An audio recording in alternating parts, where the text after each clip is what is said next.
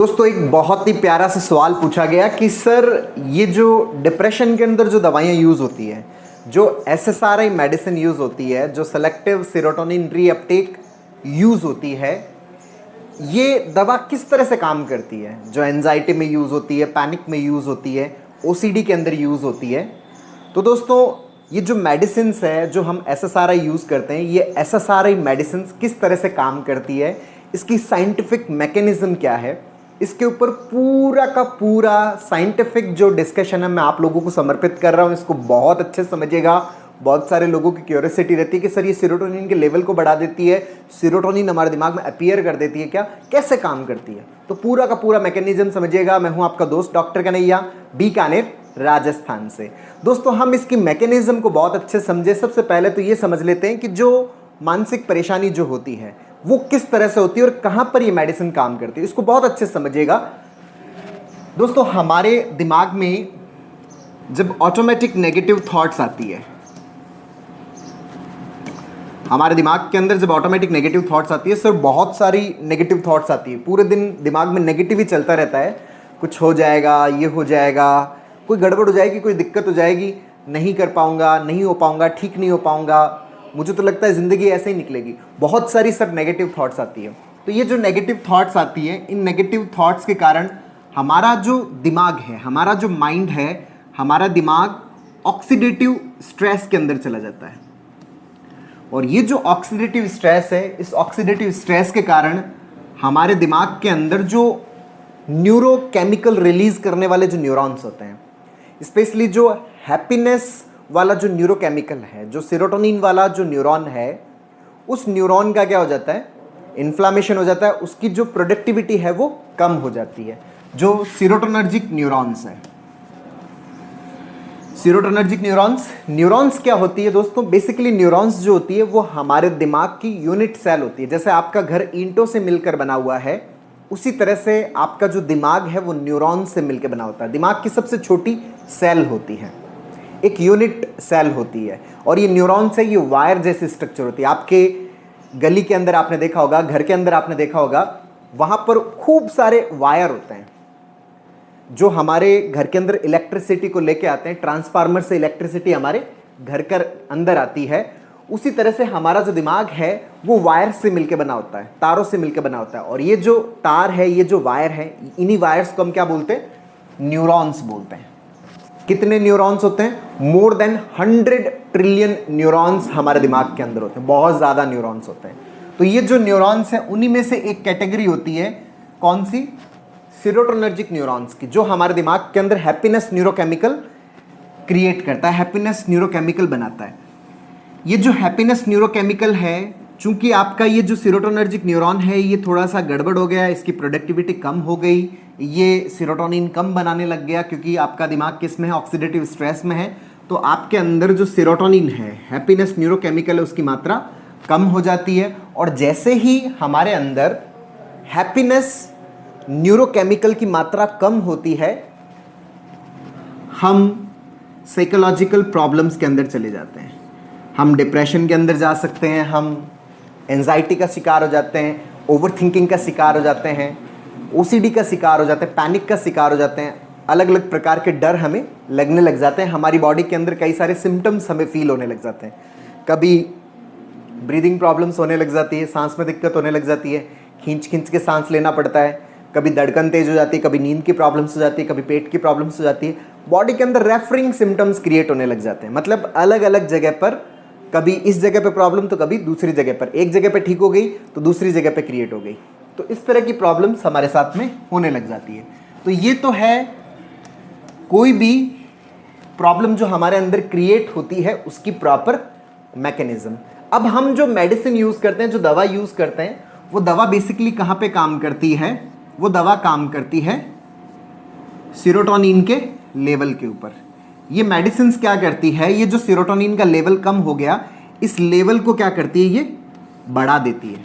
अच्छा, ये लेवल को किस तरह से बढ़ाती है, इसको थोड़ा समझने की ज़रूरत है कि ये लेवल को किस तरह से बढ़ाती है। समझिएगा दोस्तों, हमारे दिमाग के अंदर ये जो न्यूरोकेमिकल्स हैं, इनका एक पूल होता है। जैसे स्विमिंग पूल होता है ना, आप लोगों ने स्विमिंग पूल देखा होगा, सर जी स्विमिंग पूल के अंदर तो हम बहुत नहाते हैं। जैसे एक स्विमिंग पूल है, इस स्विमिंग पूल के अंदर पानी का ये स्तर है, पानी का ये लेवल है।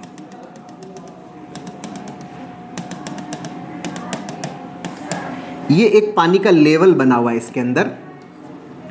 इस स्विमिंग पूल के अंदर एक तरफ से तो पानी आता है और दूसरी तरफ से पानी निकल जाता है। मान लीजिए कि 10 यूनिट पानी इसके अंदर आ रहा है और 10 यूनिट पानी इसमें से निकल जाता है। जितना पानी इस पूल के अंदर आ रहा है, अगर उतना पानी इसमें से निकल जाए तो इस स्विमिंग पूल के अंदर पानी का लेवल हमेशा क्या रहेगा? मेंटेन रहेगा, वही लेवल रहेगा। जितना पानी इसके अंदर आ रहा है, अगर उतना पानी इसमें से बाहर निकल जाए तो स्विमिंग पूल के अंदर पानी का लेवल हमेशा क्या रहेगा? बराबर रहेगा, सेम रहेगा। ये लेवल अफेक्ट नहीं होगा। मतलब आपको अगर इतने लेवल पर नहाने में आनंद आता है तो हमेशा आपको क्या आता रहेगा? आनंद आता रहेगा, मज़ा आता रहेगा। लेकिन अगर किसी कारणवश जो पाइप पानी की सप्लाई कर रहा है स्विमिंग पूल के अंदर, उस पाइप के अंदर गड़बड़ हो गई और उस गड़बड़ी के कारण जो पानी आ रहा है उसकी मात्रा कम हो गई, जो 10 यूनिट है उसकी बजाय 5 यूनिट हो गया। जो पानी आ रहा है वो कितना हो गया? 5 यूनिट हो गया। पर निकल अभी भी कितना रहा है? 10 यूनिट पानी अभी भी निकल रहा है। तो आप लोग मुझे बता सकते हो, सर इतनी मैथ्स तो हमें भी आती है, कि अगर पानी की आवक कम हो गई है लेकिन निकासी उतनी की उतनी है, तो इस स्विमिंग पूल के अंदर पानी का स्तर क्या होगा? धीरे धीरे कम होने लग जाएगा।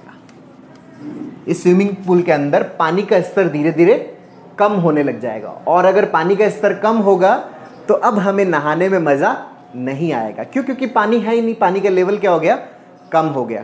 तो इस स्विमिंग पूल के अंदर अगर मुझे पानी का लेवल बढ़ाना है तो मैं किस तरह से पानी का लेवल बढ़ा सकता हूँ? उसके 2 तरीके हैं। कौन सा तरीका है? एक तो ये तरीका है कि ये जो पानी की जो सप्लाई है, जहाँ से पानी आ रहा है, इस सप्लाई को ठीक किया जाए। अच्छा, इस सप्लाई को अगर ठीक कर दूं, मतलब 5 यूनिट के बजाय वापस कितना कर दिया जाए? 10 यूनिट। जो पानी का जो इनफ्लो है उस इनफ्लो को बढ़ा दिया जाए तो स्विमिंग पूल के अंदर पानी बढ़ सकता है। परंतु मान लो अगर इनफ्लो नहीं बढ़ रहा तो दूसरा कौन सा तरीका? दूसरा तरीका यह है कि जो पानी की निकासी है ना, इस निकासी को क्या कर दो? आप बंद कर दो। तो पानी अगर बाहर निकलेगा ही नहीं तो भी लेवल क्या रहेगा? मेंटेन रहेगा। निकासी को बंद कर दो या निकासी को कम कर दो, 10 यूनिट के बजाय 5 यूनिट ही कर दो, तो जैसे ही फ्लो बराबर होगा इसके अंदर क्या हो जाएगा? पानी का लेवल मेंटेन हो जाएगा। मतलब आप नहाने का आनंद ले सकते हो। ये जो कॉन्सेप्ट है, इस कॉन्सेप्ट को बहुत अच्छे से समझिएगा। यही हमारे दिमाग के अंदर किस तरह से अप्लाई होता है समझिएगा। हमारे दिमाग के अंदर भी क्या होता है दोस्तों? जो हैप्पीनेस न्यूरोकेमिकल है, जो खुशी का जो रसायन है, उसका स्विमिंग पूल होता है। कहाँ पे होता है? जो हमारा लिम्बिक सिस्टम है, जो हमारा इमोशंस का सेंटर है, भावनाओं का केंद्र है, उसके अंदर क्या होता है? सेरोटोनिन का स्विमिंग पूल है ये। अब इस सेरोटोनिन के स्विमिंग पूल के अंदर जो सीरोटोनर्जिक न्यूरॉन्स है, सीरोटोनर्जिक जो न्यूरॉन्स है वो सीरोटोनिन बना के इसमें लगातार क्या करते रहते हैं? डालते रहते हैं। और जितना ये सीरोटोनिन डालते हैं उतना का उतना सीरोटोनिन दूसरी तरफ से बाहर निकलता रहता है, उसका मेटाबॉलिज्म होता रहता है, वो ख़त्म होता रहता है। अब जब हमारे दिमाग के अंदर ऑटोमेटिक नेगेटिव थॉट्स आती है, जिसके कारण हमारा दिमाग ऑक्सीडेटिव स्ट्रेस में चला जाता है, जिसके कारण हमारे जो सीरोटोनर्जिक न्यूरॉन्स है उनका इन्फ्लामेशन हो जाता है, तो उस इन्फ्लामेशन की वजह से इन न्यूरॉन्स की प्रोडक्टिविटी क्या हो जाती है? कम हो जाती है। तो यहाँ पर जो सीरोटोनिन मान लीजिए कि पहले 10 यूनिट आ रहा था और 10 यूनिट ही बाहर निकल रहा था, तो इनके इन्फ्लामेशन के कारण यहाँ पर सीरोटोनिन अब 5 यूनिट आ रहा है। तो अगर सीरोटोनिन 5 यूनिट आएगा तो इस स्विमिंग पूल के अंदर क्या हो जाएगा? सीरोटोनिन का लेवल कम हो जाएगा। मतलब हमारे दिमाग के अंदर जो हमारा लिम्बिक सिस्टम है उसके अंदर हैप्पीनेस न्यूरोकेमिकल का लेवल क्या हो गया? कम हो गया। अब जब हैप्पीनेस न्यूरोकेमिकल का लेवल कम हो जाएगा तो आपको हैप्पीनेस फील नहीं हो पाएगी, आपको खुशी महसूस नहीं हो पाती, आपको आनंद महसूस नहीं हो पाता, मस्ती महसूस नहीं हो पाती। जो एक उत्साह महसूस करते हैं वो फील नहीं कर पाते, डिफरेंट डिफरेंट प्रकार की साइकोलॉजिकल प्रॉब्लम्स और फिजिकल प्रॉब्लम्स होने लग जाती है। तो यहाँ पर जो पानी का जो लेवल है उसको बढ़ाने के लिए हमने क्या किया था कि या तो निकासी को बंद कर दो या फिर ये जो सीरोटोनर्जिक न्यूरॉन्स हैं इस सप्लाई को क्या कर दो, ठीक कर दो, ताकि सीरोटोनिन का लेवल क्या हो जाए, वापस नॉर्मल हो जाए, ताकि हम साइकोलॉजिकल प्रॉब्लम से बच जाए। अब ये जो हम SSRI जो मेडिसिन यूज करते हैं, समझिएगा जो SSRI दवा होती है, सेलेक्टिव सीरोटोनिन रीअपटेक इनहिबिटर, ये दवाएं क्या करती है, ये दवा क्या करती है कि ये जो सीरोटोनिन का जो मेटाबॉलिज्म है ना, उस मेटाबॉलिज्म को क्या कर देती है, कम कर देती है। मतलब जो सीरोटोनिन की निकासी है उस निकासी को क्या कर देती है, कम कर देती है या बंद कर देती है। जैसे मैंने आपको समझाया था कि स्विमिंग पूल के अंदर पानी के लेवल को बरकरार रखने के दो तरीके हैं, एक तो या तो निकासी कम कर दो या फिर फ्लो को बढ़ा दो। अब ये दवा क्या करती है, निकासी को क्या कर देती है, बंद कर देती है, निकासी को कम कर देती है। अब जब बंद कर देती है, निकासी को कम कर देती है, तो सीरोटोनिन अगर कम भी सिक्रीट हो रहा है तब भी इसका लेवल क्या रहता है, बना हुआ रहता है, जिसके कारण हमें थोड़ा बहुत अच्छा फील होता है। मतलब अगर आपको बहुत ज़्यादा प्रॉब्लम्स हो रही होती है तो उस समय हमें क्या मिलने लग जाता है, रिलीफ मिलने लग जाता है। किससे, SSRI जो हम यूज़ करते हैं, जो डिप्रेशन के अंदर जो दवाई यूज़ होती है, उससे हमें क्या मिलता है, आराम मिलता है। लेकिन अब यहाँ पर एक चीज़ बहुत अच्छे से समझिएगा कि अगर हमने हमारे सीरोटोनर्जिक न्यूरॉन्स है, इस सप्लाई को अगर हमने ठीक नहीं किया, जो सीरोटोनिन का जो इनफ्लो है उसको अगर आपने सही नहीं किया, तो आपको कंटिन्यूअसली क्या करना पड़ेगा, सीरोटोनिन का जो आउटफ्लो है, जो निकासी है, उसको लगातार क्या करना पड़ेगा, बंद करके रखना पड़ेगा ना, तभी तो लेवल क्या रहेगा, बरकरार रखेगा, तब भी लेवल क्या रहेगा, इसका ठीक रहेगा। तो आपको जो दवा है वो क्या करनी पड़ेगी, लगातार खानी पड़ेगी, क्योंकि हमने ये जो पानी जो कम हो रहा है उसके रूट कॉज को ठीक नहीं किया।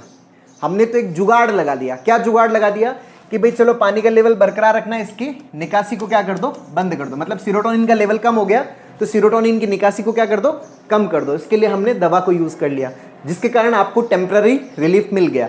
लेकिन बहुत सारे लोग बोलते हैं कि सर दवा लेते लेते ही प्रॉब्लम्स हो जाती है, या फिर कुछ भी नेगेटिविटी होती है, कोई भी और प्रॉब्लम्स स्टार्ट होती है, दिमाग फिर से भिन्नाट करता है, फिर से प्रॉब्लम क्रिएट करता है और फिर से दिक्कत हो जाती है। क्यों? क्योंकि प्रॉब्लम का जो रूट कॉज है ना वो अभी भी पड़ा है। रूट कॉज क्या है कि आपके ब्रेन के अंदर सीरोटोनिन का जो सिक्रीशन है ना वो नहीं बढ़ रहा। ये जो मेडिसिन यूज कर रहे हैं उससे सिक्रीशन नहीं बढ़ रहा, उससे हमने रीअपटेक जो है इसका, उसको क्या कर दिया, हमने बंद कर दिया। इस SSRI का जो फुल फॉर्म होता है S फॉर सेलेक्टिव, सेलेक्टिव का मतलब जो स्पेशली सीरोटोनिन जो है, इसलिए इसको क्या यूज किया, सेलेक्टिव यूज किया। S for serotonin, R for reuptake. Reuptake का मतलब क्या है, ये स्विमिंग पूल के अंदर आया, वापस इसका जो रीअपटेक हो रहा है, मतलब इसको निकासी किया जा रहा है, इस रीअपटेक को क्या कर दिया जाए, ब्लॉक कर दिया जाए, बंद कर दिया जाए, ताकि यहां पर सीरोटोनिन का लेवल बना रहे। तो ये जो मेडिसिन है ये इस निकासी को तो बंद कर देती है, ये एक जुगाड़ के तौर पे ठीक है। लेकिन जब तक आप अपने ब्रेन के अंदर जो सीरोटोनिन का जो नेचुरल फ्लो है उसको अगर आप स्टार्ट नहीं करते, उसको अगर आप नॉर्मलाइज नहीं करते, मतलब अपने जो सीरोटोनर्जिक न्यूरॉन्स है, ये जो रूट कॉज है सीरोटोनिन कम होने का, उसको अगर आप ठीक नहीं करते तो आपको ये खाना ही पड़ेगा। लोग बोलते हैं सर 2 साल हो गए, 5 साल हो गए, 10 साल हो गए, 15 साल हो गए, 20 साल हो गए, तो आपको लेनी पड़ेगी। क्यों? क्योंकि आपने क्या किया, जुगाड़ यूज कर रहे हो।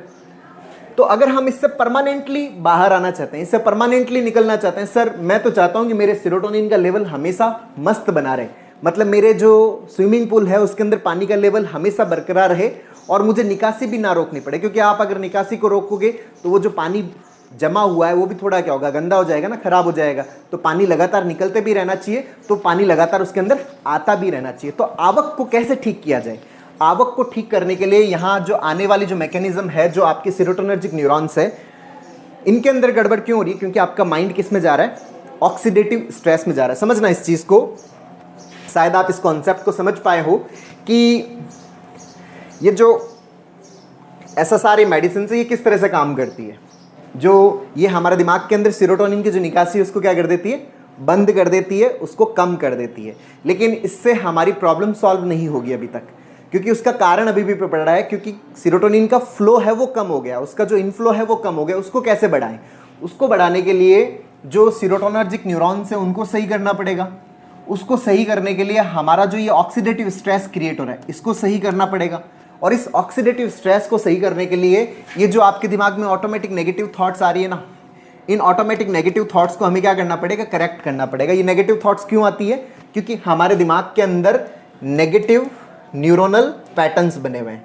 इन नेगेटिव न्यूरोनल पैटर्न्स को हमें क्या करना पड़ेगा, करेक्ट करना पड़ेगा, सही करना पड़ेगा। जो रूट कॉज है, मतलब सीरोटोनिन का जो नल है, उस नल को सही करना पड़ेगा, तभी हमारा दिमाग एक अल्टीमेट हैप्पीनेस को, एक परमानेंट हैप्पीनेस को अचीव कर पाएगा।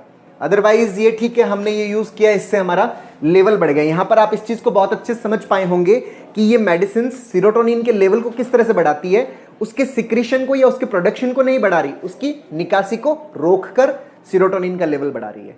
और हमें जो परमानेंट सॉल्यूशन चाहिए वो क्या है कि इसका जो इनफ्लो है, इसका जो नल है वो ठीक हो जाए, इसका प्रोडक्शन ठीक हो जाए। इसके नल को, इसके प्रोडक्शन को ठीक करने के लिए हमें हमारे जो न्यूरल पैटर्न्स है उनको सही करना पड़ेगा। और इस न्यूरल पैटर्न्स को ठीक करने के लिए बेसिकली ये न्यूरल पैटर्न्स बनते किस तरह से, ये लर्निंग से क्रिएट होते हैं, सीखने से क्रिएट होते हैं। और लर्निंग जो है वो कोई भी दवा क्रिएट नहीं कर सकती।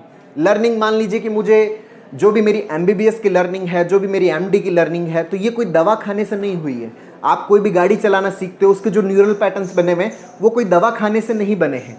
ये जो लर्निंग होती है ये सीखने से होती है, हमें लर्न करना पड़ता है। और सीखने की जो प्रक्रिया है वो थोड़ी लंबी होती है, सीखने की जो प्रक्रिया है वो ग्रेजुअल होती है, धीरे होती है, लेकिन वो परमानेंट होती है, परमानेंट सॉल्यूशन होता है। वो किसी भी प्रकार की डिपेंडेंसी नहीं होती। सीखने की प्रक्रिया जो होती है वो इंडिपेंडेंसी की तरफ होती है। तो इस इंडिपेंडेंसी को किस तरह से अचीव किया जाए, इसके लिए दोस्तों एक थेरेपी की जरूरत पड़ती है जिसको CBT बोलते हैं, कॉग्निटिव बिहेवियरल थेरेपी, जिसके ऊपर मैं आप लोगों को बहुत सारे वीडियोस समर्पित कर चुका हूं। इसकी एक पूरी प्लेलिस्ट भी मैंने डाली हुई है।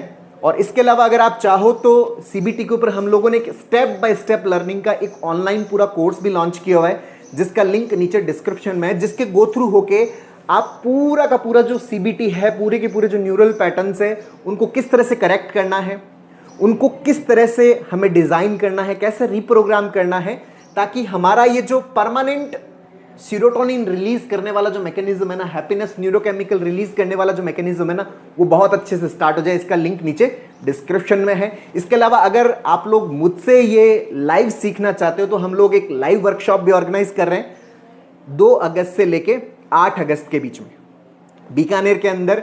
यहीं आपको 7 दिन मेरे साथ में रुकना है, जिसमें मैं आपको CBT के, हमारे ब्रेन के जो बेसिक फंडामेंट्स हैं उससे बहुत अच्छे से मैं आप लोगों को क्या करूंगा, ट्रेंड करूंगा। ये जो 7 दिन है ये आपकी जिंदगी को पूरी तरह से बदल के रख देंगे, आपको ट्रांसफॉर्म कर देंगे। इसके बारे में आपको अगर कोई भी जानकारी लेनी है तो इसका लिंक भी नीचे डिस्क्रिप्शन में है, या फिर ये जो स्क्रीन पे जो नंबर दिए हुए हैं इस पर आप कॉल करके, मैसेज करके, व्हाट्सअप करके पूरी की पूरी जानकारी ले सकते हैं। तो दोस्तों उम्मीद करता हूं आपको ये वीडियो पसंद आया होगा।